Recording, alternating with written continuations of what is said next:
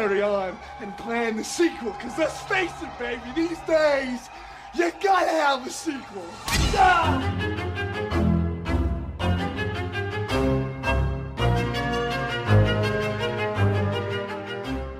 And welcome back to Micro Queers. It's your bi-weekly queer horror short roundup, and I'm Joe. And I'm Trace, and we're talking something that, I don't know, Joe, it hit a little close to home in Off Track. Yes, the title of the short is Off Track. It is directed by Henry Darrow McComas, written by Travis Bryant, who is also the star. And I'll just give you the quick log line so I can stop reading and actually look at you. This is when...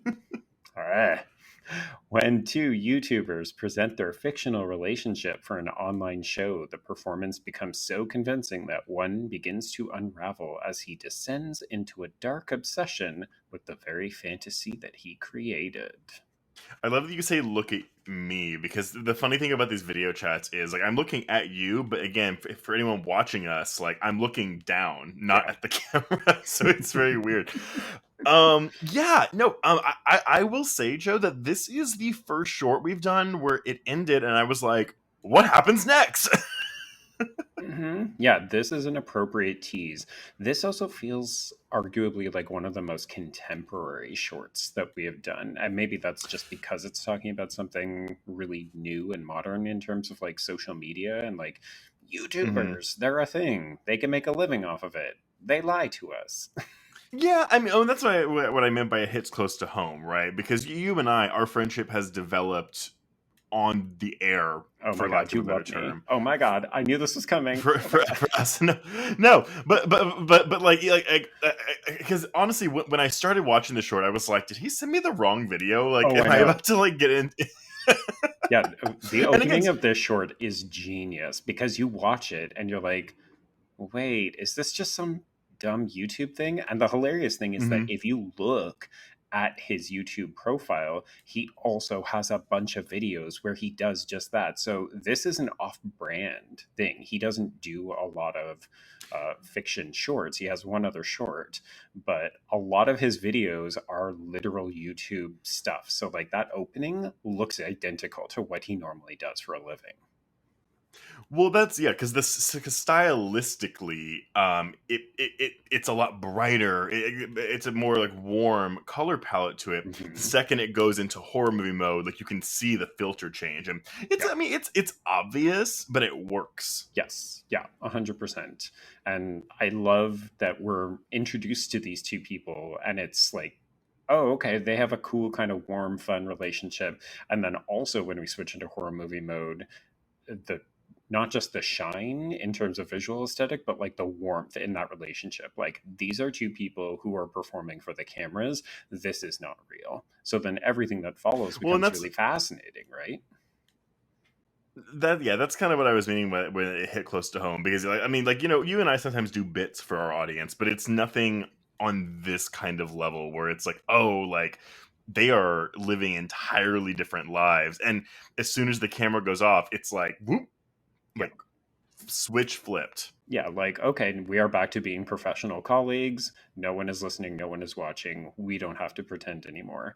But of course, the very premise of the short demands that one of them can't tell fiction from reality. So what do you make of this descent into madness?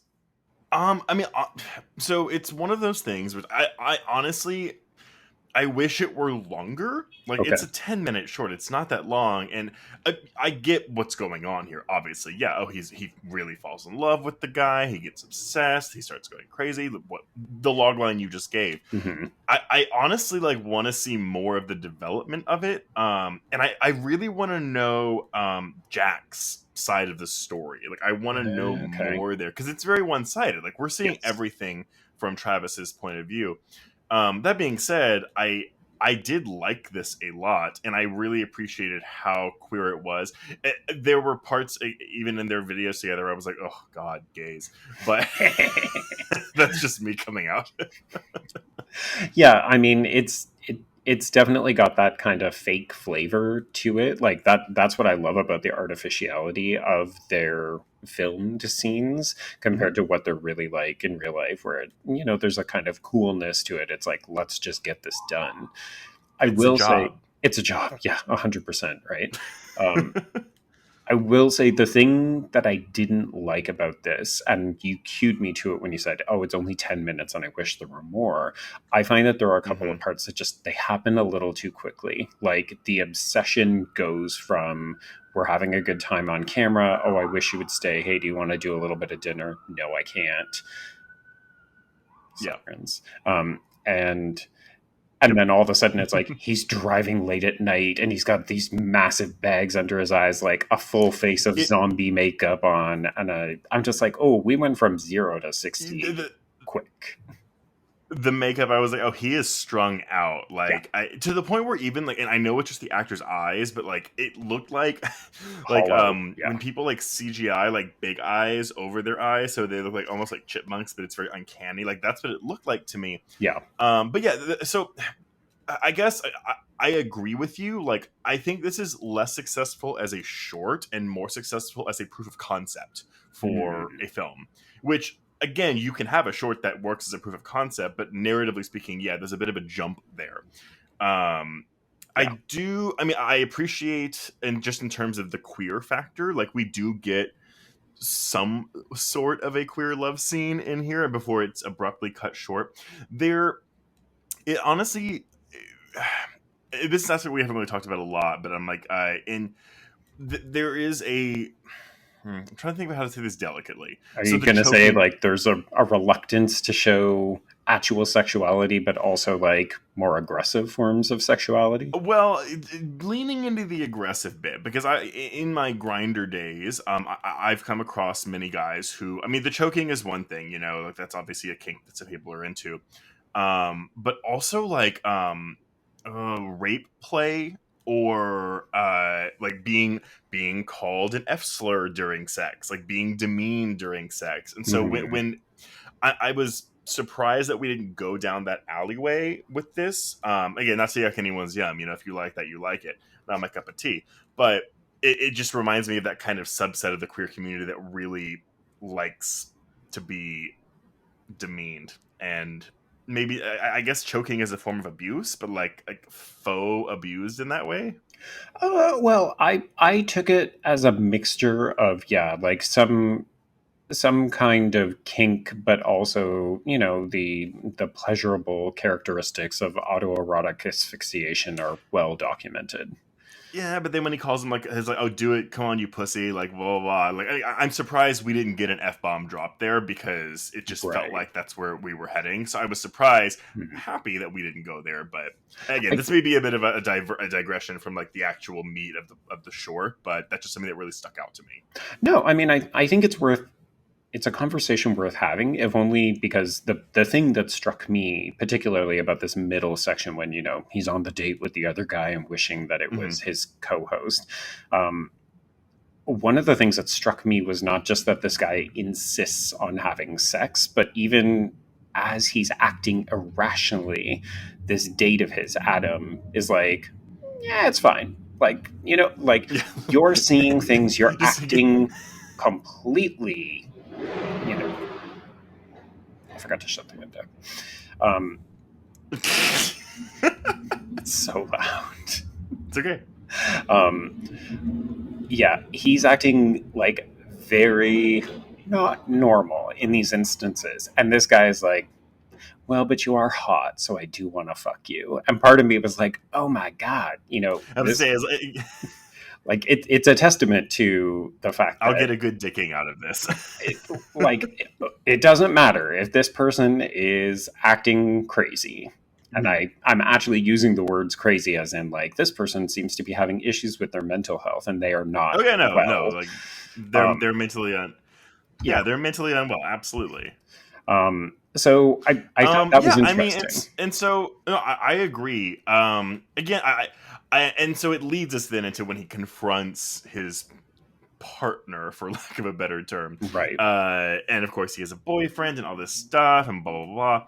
Which it really also goes into like I mean, we don't know if Jack was leading him on at all, if he saw this obsession coming, he didn't say anything about it. Maybe the money was too good. I mean, again, these are details that we're not given in this short that I want to know more about. So I guess really that's kind of segueing. Well, actually, before we segue into we'll be watching a feature-length version, the cliffhanger-ish ending, like where he. So I've never heard of this game before, where you blindfold someone and just put things in their mouth so they can guess. But it makes for probably a fun video. Oh sure, yeah. Obviously, this is going somewhere dark. Like it's not going to be something good. Like okay, we get the plastic orchid, but then I was like, okay, well, what's in the box? It's not a dick. It's not a dildo either. Oh my god. But well, because we also miss it, right? We miss the murder, and so I will segue this then. So watching this as a feature-length film, this is one where it's not like you could take these scenes, which feel like different parts of let's say an 80-minute feature, and you can actually insert things between them to make it a full-length feature. And that's where why I think that it would work. Whereas where some of the ones where it's like, oh, we're watching one scene, how do you expand this? How do you add meat to this to make it a full-length feature? I think there's already enough here where you just have to add, you have to fill in the blanks. Oh yeah, I agree with you. I think that there's a really solid foundation here, and you're right that a lot of these scenes feel like, oh, okay, you just flesh this out, you move this in. We talked about how it feels a little expedited, so you let that psychosis, that descent into madness, breathe a little bit more. You would want to spend a little bit more time firming up their relationship, or maybe even making Jack your proper hero, right? Because at the end of it, do they need to battle after the murder comes out? Well, or is it one of those things where we stay in Travis's POV, and so everything is from his perspective, but it's like, oh god, what's the movie where it's like we see everything from one perspective, but then it's something I saw in film school, but basically it's like someone's in love, the person they're in love with is rebuffing them, and then basically the halfway point of the movie it switches perspective and the movie starts over from the other person's perspective, and we've learned that everything we've seen before has actually been like, oh, they're an obsessive stalker, right? So it's completely different. Oh, it's Audrey Tattoo, He Loves Me Not. Really good movie. Okay. That's not at all where I thought you were going to go. But I love that idea. I think that's fascinating because it gives it a bit of a novelty. And also, I love the idea of recontextualizing, making you question as a viewer as much, because that is one of the, I think, not bad things about the short, but it is pretty obvious where it's going. So being able to switch that story up in a full-length feature would really help it, because you wouldn't be expecting, oh, we're restarting this, but it's all very different than what I thought I was watching. Absolutely. I mean, again, a lot of narrative tricks and gimmicks you can employ here to make it more than your typical run-of-the-mill, stalker, obsessive fan, or obsessive friend type situation. Yeah. So question, in this hypothetical feature, would you want to see more of the kind of YouTube, for lack of a better term, cinema verite incorporated in, kind of like what we see in Spree and other recent films like that? Yes, but I think more oh god, this sounds so pretentious. Let's put it into chapters, and each chapter begins with a YouTube, one of their YouTube videos, but then the content that follows is kind of a twisted version of that. Not to where it's an anthology, it has to have a narrative through line to it, but I don't know, some kind of thematic aspect to that, right, where we see stuff from their fake life juxtaposed against the reality of what their lives are. I like it. Yeah, I feel like you're actually drawing from our recent rewatch of Harper's Island, where the end of that series, the coda, is the video footage from the beginning of the first episode, where they're just pleasant and happy, and you're like, oh, all of these people are dead. Spoilers for Harper's Island. Pretty much, yeah. Yeah, sorry, everyone dies. Oh, I'm sorry, almost everyone dies. Almost everybody dies. But yeah, listeners, let us know what you thought of Off Track, and would you want to watch a feature-length version of this? Obviously, Joe and I say yes, and if you say yes, let us know what your version would look like. Yeah.